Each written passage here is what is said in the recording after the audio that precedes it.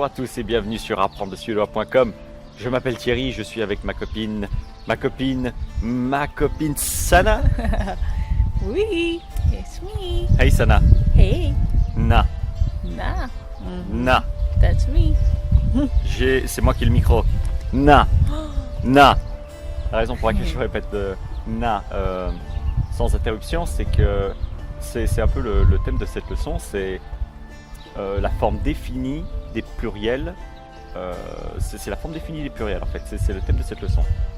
Et dans énormément de cas, vous allez avoir la terminaison na, comme dans sana. C'est facile à retenir. Alors, mais quel est le titre de cette leçon? Sana. Blommor, blommorna. Ah, blommor, blommorna. Donc, petit rappel, la forme définie d'un mot en suédois ne prend pas d'article.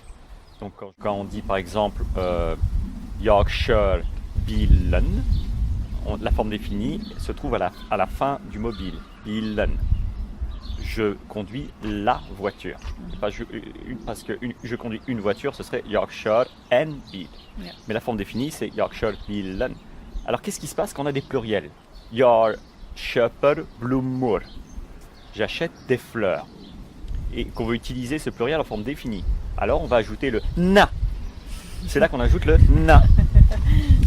Donc, ça va donner, par exemple, si je veux traduire en suédois, les fleurs sont belles, ça va donner blommorna et vackra. Yeah. Un petit accord de l'adjectif ici, vackra. C'est quelque chose qu'on verra dans les leçons à venir, bien sûr. Pour l'instant, vous ne prenez pas la tête avec ça. Concentrez-vous sur la forme définie de les fleurs, blommorna et vackra. Donc les fleurs et pas des fleurs. Yeah. Donc voilà, la règle est la suivante. Les mots en en au pluriel à la forme définie vont prendre na à la fin de leur terminaison. Donc skolor, skolorna. Yeah. D'autres exemples, påsar, påsarna. Precis. Donc les sachets, påsarna. Les sachets sont beaux. Encore un exemple. Påsarna är vackra. Les sachets. Donc on ajoute juste cette terminaison na. À l'exception de si la terminaison au pluriel est déjà un n, comme c'est le cas pour certaines terminaisons de mots en et au pluriel, comme möten, des rendez-vous. Alors on n'ajoute que le a parce qu'il y a déjà le n. Donc möten, mötena. On a des exemples ici pour illustrer ça, mais on termine directement ici avec la petite exception de la règle, c'est quand au pluriel on a un mot en et qui se termine par une consonne, comme hus, c'est soit et hus, soit hus, donc une maison ou des maisons, la terminaison au pluriel est la même, et hus, ou alors hus, ça peut vouloir dire une maison ou des maisons, alors on ajoute en. Husen är vackra. Les maisons sont jolies. Yeah. Quels sont les exemples que nous avons ici à vous proposer aujourd'hui? Sana, les exemples sont... commence, tu peux dire. Jag odlar blommor. Blommorna finns i trädgården. Donc, je cultive des fleurs.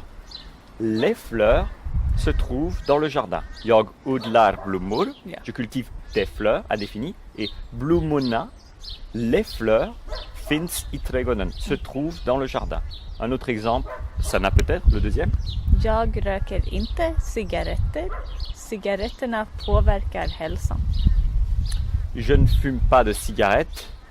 Jag röker inte cigaretter. Yeah. Cigaretterna påverkar Hälsan. hälsan. C'est vrai. Les cigarettes affectent votre santé. Vous, fumeurs, n'avez-vous pas honte? Non, on a tous nos petites faiblesses. Pour moi, c'est la nourriture. Et ça se traduit sur mon physique. Je traîne ce physique à cause de ma sweet tooth, comme on dit en anglais, à cause des nourritures que j'ai mangées. Alors, cigaretterna påverkar hälsan. Yeah. Les cigarettes affecte votre santé. Un autre exemple, Sana. Idag går jag till möten. Mötena sker i Stockholm. Idag går jag till möten. Aujourd'hui, je vais à des rendez-vous. Et les rendez-vous se trouvent à Stockholm. Mötena sker i Stockholm. Ja. On avait ici une terminaison qui se termine par N, donc on a juste à ajouter le A. Mötena, Ja. parce que la forme plurielle c'est möten. Donc mötena, la forme définie. Mötena sker i Stockholm. Ja, precis. Les rendez-vous se passent à Stockholm. Le dernier exemple, Sana. Jag dricker öl i glas. Glasen står på baren. Jag dricker öl i glas. Je bois de la bière dans des verres. Glas est ici au pluriel. Et c'est comme hus, c'est un mot qui au pluriel garde la même forme. Il se termine par une consonne, donc qu'est-ce qu'on fait? C'est la petite exception, on ajoute en plutôt. Glasen står på baren. Ja. Les verres, forme définie, se trouvent sur le bar. Et voilà, ce sera tout pour cette leçon. C'est déjà pas mal. Hein. C'est déjà pas mal. On a vu en revue, on a passé en revue pas mal de choses avec tous ces pluriels, etc. J'ai dit durant la leçon précédente que on allait un petit peu arrêter de voir des pluriels. J'ai menti. Hein? Bon, il y a encore 2-3 trucs à apprendre sur les pluriels, mais on va passer à d'autres choses maintenant. La leçon suivante sera sur les chiffres. Et en particulier, non, pas les chiffres, les nombres qui vont bien au-delà de 100.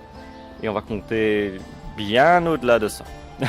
Donc, on vous dit au revoir, on se voit très bientôt et passez une excellente journée. Hej då! Au revoir!